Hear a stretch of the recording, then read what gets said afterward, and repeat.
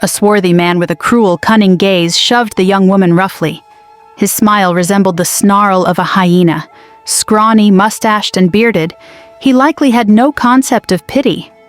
The woman stumbled forward, hesitant. What shame! What disgrace! Where had she ended up? And if she ever returned home, who would marry a girl taken into slavery by the Ottomans?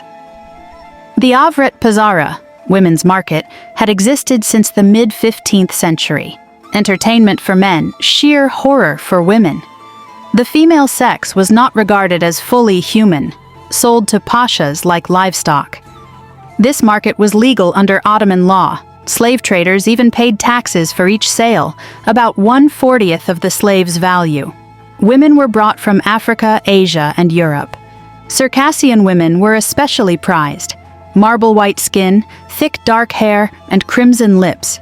They were sold for far more than ordinary slaves, often to the harems of pashas or even sultans. Their price could reach up to 500 pounds sterling. Second in demand were curvy Syrian girls with dark eyes, dark hair, and light brown skin, mostly from coastal Anatolia. Their price could reach 30 pounds sterling. The least popular were Nubian girls with tightly curled hair and dark skin. Before a purchase, the girl would be thoroughly examined. Was she damaged goods? What condition were her teeth in? Did she have scars or deformities? Was she a virgin? Traders were held responsible if the girl was not a virgin after they had promised otherwise. Even harsher was the punishment if the enslaved woman turned out to be a Muslim, as slaves were required to be of a non-Muslim faith. The elite beauties were exploited in well-known ways. The less attractive women were taken for housework and domestic labor.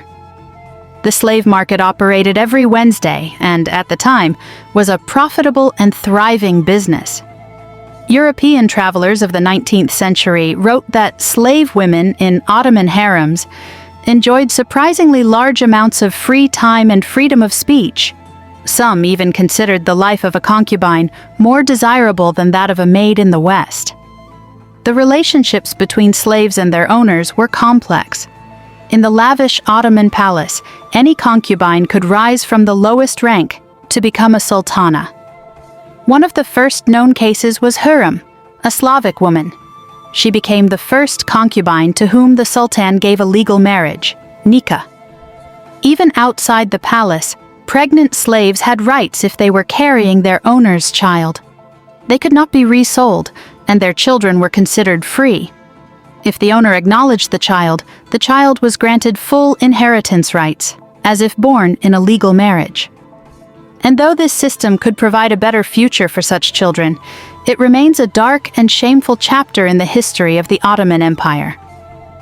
Although slavery in the Ottoman Empire had its own features, distinct from Western colonial slavery, this does not erase the systemic humiliation, loss of freedom, and forced sexual exploitation.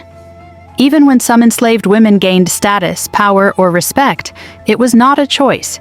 It was the only path to survive in a system built on subjugation. The fates of women sold in slave markets were often erased from history, their real names forgotten, their families never knowing what became of them, and their stories, if preserved at all, survived only in the oral memory of descendants. The market was not only a place of commerce in bodies, but a symbol of how a so-called civilization could legalize violence under the guise of tradition, faith, and order.